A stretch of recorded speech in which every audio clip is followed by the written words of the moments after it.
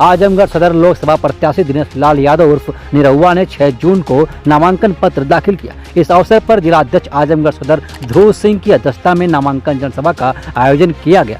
इस अवसर पर मुख्य अतिथि के रूप में प्रदेश अध्यक्ष स्वतंत्र सिंह व राष्ट्रीय उपाध्यक्ष राधा मोहन सिंह उपस्थित रहे। इस अवसर पर राष्ट्रीय उपाध्यक्ष राधा मोहन सिंह ने कहा कि केंद्र में प्रधानमंत्री नरेंद्र मोदी के नेतृत्व में सरकार बनने के बाद शौचालय निर्माण, उज्ज्वला गैस, महिलाओं के नाम से राशन कार्ड जैसी योजनाओं से महिलाओं का सम्मान बढ़ा है। मुस्लिम बहनों को 3 तलाक से मुक्ति मिली है।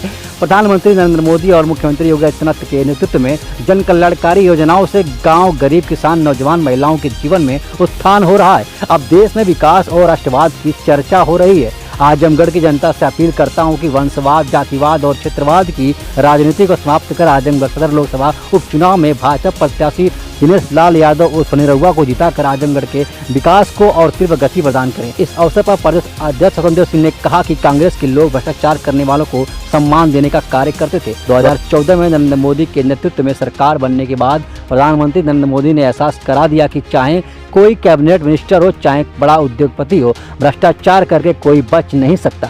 पी चिदंबरम भी नहीं बच पाए थे। आज देश में जातिवाद, क्षेत्रवाद व वंशवाद की चर्चा नहीं होती। मोदी जी के आने के बाद राष्ट्रवाद और विकास की चर्चा होती है। कांग्रेस के शासन में इतना भ्रष्टाचार था कि राजीव गांधी को कहना पड़ा था कि जब दिल्ली से 1 रुपया चलता है तो 15 पैसा ही गरीब तक पहुंचता है। जब मोदी जी प्रधानमंत्री बने तब उन्होंने कहा था न खाऊंगा न खाने दूंगा। आज जब किसी योजना का पैसा दिल्ली से चलता है तो सीधे लाभार्थी के खाते में पहुंचता है। अब यूरिया के लिए किसानों को लाठी नहीं खाना पड़ता। देश बदल रहा है, सोच बदल रही है। मैं आजमगढ़ के लोगों से अपील करता हूं कि आप वंशवाद की राजनीति को समाप्त करें। हमने सपा का शासन देखा है। डीजे पर प्रतिबंध, कांवड़ यात्रा पर प्रतिबंध, राम शोभा यात्रा पर प्रतिबंध, राम के अस्तित्व को भी नकारते थे। आज उसी कांवड़ यात्रा पर हेलीकॉप्टर से पुष्प वर्षा कोई करता है तो वह योगी और मोदी की सरकार करती है। आज प्रदेश में कानून का राज है। माफिया, गुंडे, मवालियों के होश उड़े हुए। महीने में 2 बार मुफ्त राशन देने का कार्य मोदी योगी सरकार ने किया है। इस अवसर पर गिरीश यादव, नरेंद्र सिंह, नीलम सोनकर, धर्मेंद्र सिंह, संजय राय, सदानंद राय, अखिलेश मिश्रा, गुड्डू, जना सिंह, संगीता तिवारी, सुनील गुप्ता, प्रेम प्रकाश राय, घनश्याम पटेल, देवेंद्र सिंह, मालाला द्विवेदी, अमित तिवारी, नागेंद्र पटेल, विजय यादव, विनोद उपाध्याय, हरिवंश मिश्रा, अजय सिंह, विनोद उपाध्याय, हरवंश मिश्रा, अजय सिंह, सत्येंद्र राय, कृष्ण मुरारी, विश्वकर्मा, सिकंदर पाल, समस्त जिला पदाधिकारी, मंडल अध्यक्ष, बूथ अध्यक्ष व कार्यकर्ता मौजूद रहे। कई लोग के नाम आवता, लेकिन जितना मजबूत प्रत्याशी आई लड़े में उतने मजा आई। क्या लग रहा है इस बार जनता का आशीर्वाद मिल रहा है क्या आपको? जी जी, आशीर्वाद बहुत मिला था और मजबूत मान रहे हैं सब लोग। जैसा कि हमारे अध्यक्ष जी ने कहा, सपा से लड़ाई कोई है नहीं इस बार। लड़ाई जो है वो बसपा से। अच्छा, पिछली लेकिन सर वही दूसरी तरफ देखे तो जो है 2022 विधानसभा में सपा ने यहाँ 10 विधानसभा सीटें जीत ली, तो कितना चुनौतीपूर्ण ये देख रहे हैं, ये भी तो देखने की बात है। आप ये भी देखिए कि उन 10 विधानसभा में दूसरे नंबर पे हमारी पार्टी रही जी।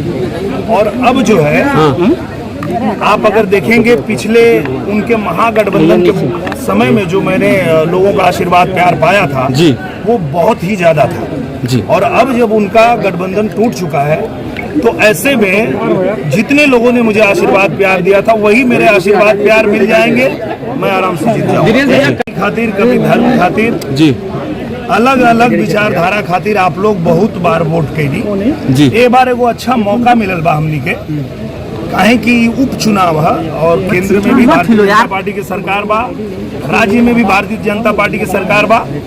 जैसे आप लोग सबके मौका दे दी, वैसे एक मौका हमरों के दी। अगर हम 2 साल में आप खातिर के, आजमगढ़ खातिर के बाकी लोग से अच्छा ना करब तो बदल दिया लोग, काहे कि आप लोग के फिर 2 साल बाद चुनाव मिले वाला। बस ये लगा था अखिलेश भैया भी प्रत्याशी खातिर वोट हुई और ये आजमगढ़ के जनता मूड बना ले लिया कि अब थोड़ा आजमगढ़ खातिर के सोचल जाई और आजमगढ़ में भी कमल खिलावल जाए। किस आधार पर कह रहे हैं कि बसपा से टक्कर है, सपा से नहीं है? अगर सामाजिक का आप यहाँ का जो समीकरण है वो देखें तो सामाजिक समीकरण के हिसाब से बसपा के जो कैंडिडेट हैं वो गुड्डू जमाली जी हैं, तो वो आप आंकड़ा समझ सकते हैं कि जो समाजवादी पार्टी का एक बड़ा वोट है वो उधर शिफ्ट हो रहा है।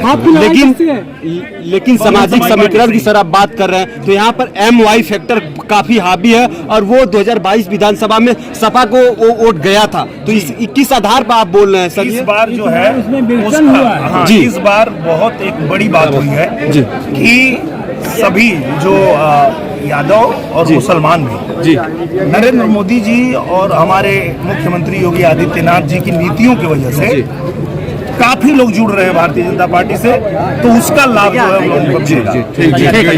क्या कहेंगे, आजमगढ़ में जीत की रणनीति क्या रहेगी? विधानसभा में करारी हार मिली थी। पिछली बार जो दिनेश जी को वोट मिला, हमें लगता है उनके आचरण व्यवहार के कारण, उनकी ईमानदारी के कारण, आदरणीय मोदी जी योगी जी की लोकप्रियता, गरीब कल्याण के कारण उपचुनाव में भारतीय जनता पार्टी को आजमगढ़ के जनता जनार्दन ने मन बना चुका और हमें लगता है कि यहाँ इस बार कमल खिलेगा और लोकसभा में यहाँ का कमल पहुँचेगा, ऐसा मुझे पूर्ण विश्वास है और आत्मविश्वास है। सर, अखिलेश जी परिवार से बाहर नहीं निकल पाए। वो वंशवाद की पार्टियां हैं, वो अलग निकल ही नहीं सकती। हाँ।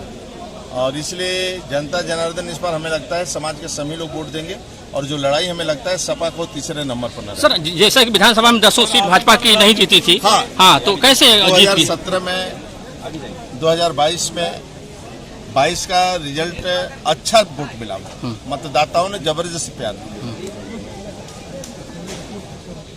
किस कारण हम रह गए, उसकी समीक्षा करते हुए 2000 यह उपचुनाव हम सब 100% जीतेंगे और जनता जनार्दन का आशीर्वाद है और जनता जनार्दन मन बना चुका आजमगढ़ का, हम चुनाव जीतेंगे। 19 में सर भीतरघात हुआ था। योगी की लोकप्रियता, गरीब कल्याण योजना, कानून के राज पर हम चुनाव जीतेंगे। 19 में सर भीतरघात हुआ था और काफी बूथों पे भाजपा के एजेंट नहीं बन पाए थे 19 में।